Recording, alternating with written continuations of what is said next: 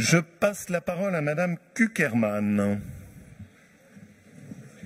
Monsieur le Président, mes chers collègues, sans surprise et sans saveur, c'est ainsi que nous pourrions qualifier ce document de débat d'orientation budgétaire.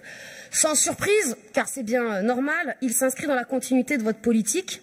Et au-delà du côté « nous sommes les meilleurs », avec une absence totale de modestie, un accent d'ailleurs quelque peu revanchard, il martèle une fois de plus votre adage préféré, maîtriser le fonctionnement et augmenter l'investissement. Vous me permettrez donc sans surprise de vous rappeler que cet adage ne peut être apprécié qu'à l'aune des objectifs politiques et des politiques réalisées. Pour le Césaire, je cite, si la préservation des marges de manœuvre budgétaires à terme est indispensable, elle ne doit pas se résumer à un mouvement comptable d'une section à l'autre. Les investissements d'avenir structurants et à valeur ajoutée régionale peuvent être par contre souvent inscrits en section de fonctionnement, comme c'est notamment le cas pour les politiques de formation qui constituent une compétence régionale majeure.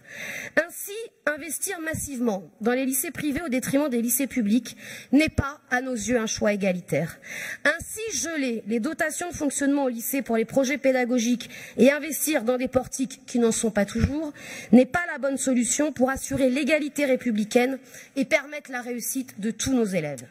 Sans surprise encore, car vous préférez réduire le fonctionnement indispensable à l'ingénierie territoriale, si utile pourtant aux plus petites collectivités, pour vous gargariser d'un investissement considérable en panneaux bleus dans notre région.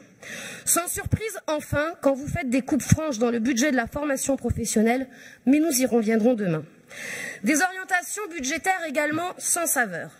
Comme vous, je partage le scandale de la suppression du fonds de soutien au développement économique, la remise en cause de la fraction régionale de la TVA, l'incapacité, gouvernement après gouvernement de l'État, à garantir ses engagements.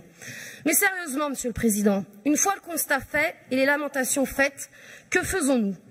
Naïvement, peut-être, je pensais que votre volonté de faire un débat d'orientation budgétaire le 11 octobre, quelques jours après l'appel de Marseille, à l'heure où va débuter l'examen du projet de loi de finances par l'Assemblée nationale, c'était finalement pour taper du poing sur la table et lancer une bataille sans précédent pour des recettes nouvelles pour les collectivités. Finalement, je m'attendais à un texte un peu plus musclé de votre part. Car, Monsieur le Président, je vous attends toujours pour combattre la contractualisation imposée par l'État macroniste. Alors que les besoins en déplacement n'ont jamais été aussi importants, que régulièrement les passagers de la ligne Saint-Étienne-Lyon ne peuvent plus entrer dans le TER à Givors, il est temps de nous mobiliser pour l'extension du versement transport interstitiel. En conclusion, nous avons un DOB sans saveur, car Monsieur le Président, vous qui entendez être l'opposant numéro 1 à la politique macroniste, finalement, vous le rejoignez sur le dogme libéral des finances publiques, à savoir la baisse de la dépense publique par principe. Cette baisse de principe qui, nous le savons toutes et tous, massacre les services publics et oppose les territoires. Ne pas opposer les territoires, comme vous l'avez rappelé avec brio lundi, c'est bien. S'en donner les moyens et se battre pour, c'est encore mieux, c'est indispensable. Oui, les territoires doivent être aidés, mais vous ne pallierez pas les insuffisances de l'État de cette façon. Si toutes les communes doivent être aidées, attention de ne pas les isoler des unes des autres. L'action régionale doit aboutir à leur développement, en maillant le territoire, en favorisant les coopérations et les complémentarités pour les collectivités, et je dirais la problématique reste la même dans le champ de l'aide aux entreprises.